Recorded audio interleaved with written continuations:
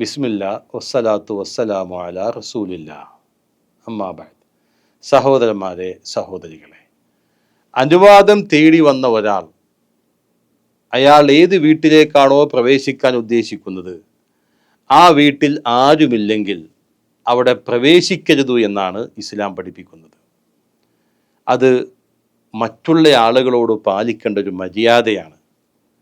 കാരണം ആ വീട്ടിൻ്റെ ഉള്ളിൽ ആരുമില്ല, പിന്നെ നമ്മൾ അതിൻ്റെ അകത്ത് കടക്കേണ്ടതില്ല, അതിൻ്റെ അകത്ത് പ്രവേശിക്കേണ്ടതില്ല എന്ന് മനസ്സിലാക്കുക. വേറൊരാളുടെ വീടാണ്, നമ്മൾ ആ വീട്ടിലേക്ക് കടക്കാൻ വേണ്ടി ചെന്നു, അവിടെ ആരുമില്ല, അപ്പം നമ്മൾ ആ വീട്ടിലേക്ക് പ്രവേശിക്കേണ്ടത്, അവിടെ ആളില്ലാത്തടത്ത് നമ്മൾ പ്രവേശിക്കേണ്ടതില്ല.